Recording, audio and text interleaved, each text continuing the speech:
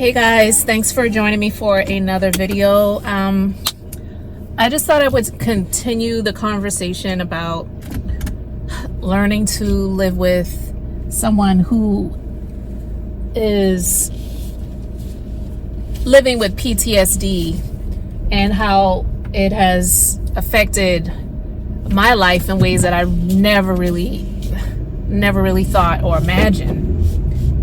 Dang, the seatbelt pulls you back in place. I'm trying to like loosen it up a little bit. My God. But look, I share these things with those who are on this journey with me as a minister of beauty on my platform, because I just, want to give a little bit of transparency while, also respecting my loved one, who is my husband, the one that is dealing with this and living with it. But I'm also living with it too. I'm learning a lot more that those who are living with PTSD and those who live with others that are dealing with PTSD, you wind up getting those effects as well. So I don't even want to say subconsciously, but maybe in a way subconsciously, but you are one who now is dealing with some PTSD as well. So it's not just the one who has been, how do I put it? The one who has been directly affected. I have been indirectly affected with PTSD. And it's really hard, especially I would say for a man, because there takes some level of humility and humbling yourself to even realizing that there is a problem and addressing those issues. We're now in 2022, and it didn't really hit me until, I don't know, maybe about 6 months after my husband was released from working overseas in 2020, that this is what he was dealing with. Because there's a number of things that happened that I won't go into detail about, not just because of privacy reasons, but I also don't want to make this into a long vlog.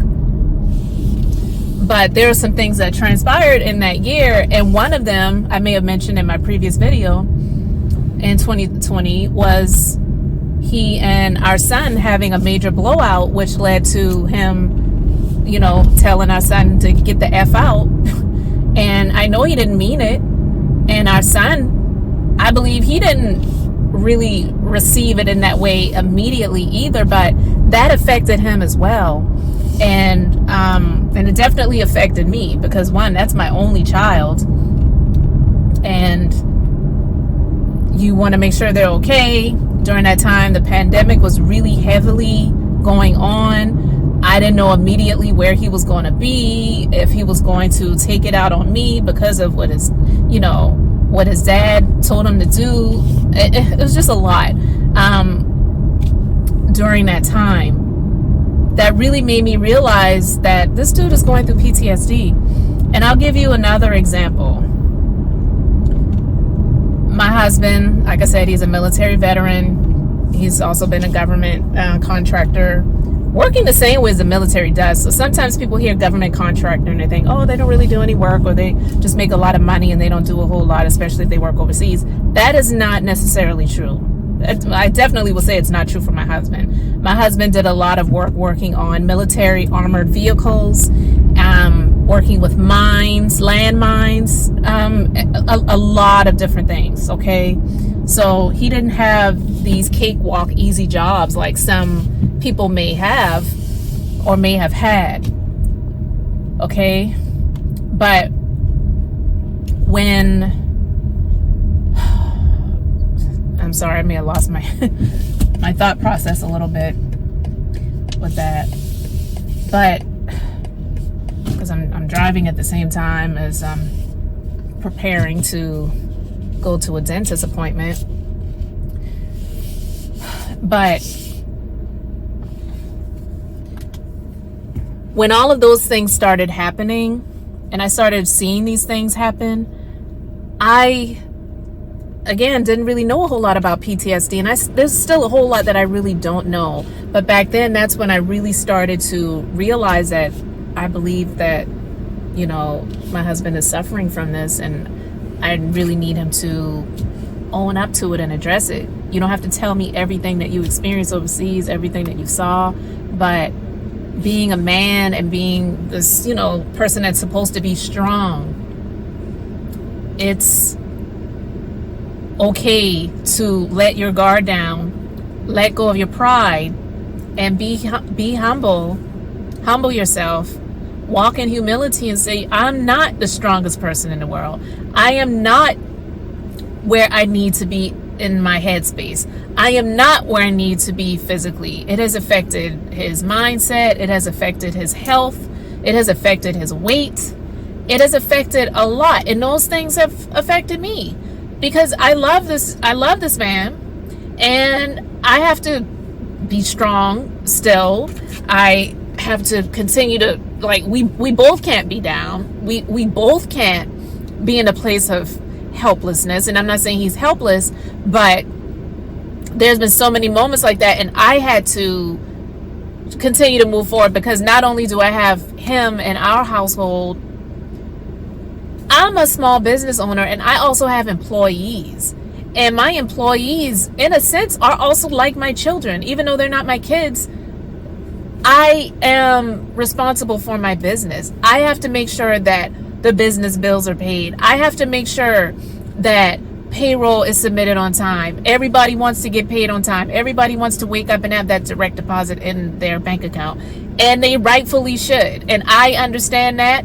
And I definitely had to continue to move forward, not considering my issues because other people are depending on me because they are a part of this business. So going into your business, whether I'm working with clients or not, seeing other team members, staff, having to keep a smile on my face when there have been times I may have had to go into the bathroom and cry for a couple of minutes, and, you know, dampen my face and all of that good stuff just to say, yeah, everything's good. Everything's good. When I may just want to scream or cry or whatever because of the emotions that I may be feeling at the moment. It has not been easy, but I'm really in this space of learning a lot, not just about PTSD, but also about pride versus humility, because pride is dangerous. Pride is really dangerous. It's not just dangerous in business, it's dangerous in life overall, because a lot of people don't seek help because of the pride. And the Bible even says that pride comes before a fall. So having to have the conversation with my husband to say, babe, I believe that you're dealing with PTSD, and for him to finally acknowledge it, but it wasn't immediate. I started having the conversations with him in 2020. I was grateful that he started listening to me, and now he's starting to really seek the help. And some of the help that he's sought, it hasn't come around immediately. Things that he's deserving of receiving, being a veteran, being employed with companies that possibly may have, I say they did, drop the ball in a lot of areas and not protecting him and keeping him safe, and just a number of different things that happen. So now, you know, he's going through the processes of making sure that he gets what's rightfully due to him with the help and the support and all of those things as a veteran and as a government contractor who has fears now of working overseas when it was nothing to him, you know, before all of these things happened. And so starting to just be home and feeling a bit more safe has been a good thing. But there have been so many moments where things have triggered, and people with PTSD have triggers. And now I'm starting to remember what I was going to say before I kind of got off track previously. My husband, like I said, he's a military veteran. He's got a lot of experience with guns, and we have a lot of guns in our house, okay? I shouldn't have even said that word. I may bleep that word. But yeah, he has a lot of GUNS in the house. And there is one that has like a light on it, and I guess it's like for Target or whatever. And there was one like really, really late night, early morning. You know how the smoke detector, when the battery is running low, it'll start to do the beep, that annoying beep noise. It'll just be like beep, beep. Well, I don't know what happened with this one, but this one, it let off a blaring noise, and it wasn't like the type of noise when the smoke detector goes off. And granted, there was no smoke in the house, there was nothing cooking, there was no heat on, there wasn't anything like that, no fire. So it was not the alarm, but it was just this loud noise that the smoke detector let off for a very long period of time, and we were asleep. But that triggered him, and he jumped up, grabbed the gun from underneath the bed.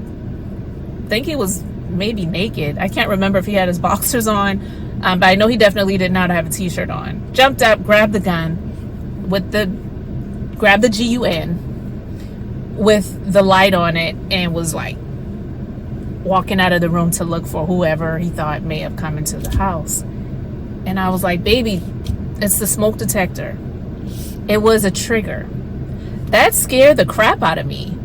And I mean, he didn't turn at me or I didn't feel threatened in any way with that situation in terms of him hurting me. That wasn't what freaked me out. It was just the fact that this sound triggered him to think that it was something different, and that was the first place he went to, was that. And that is not the only time that has happened, where a trigger would jump up and then he would go and grab that. And that's just not, it's not normal.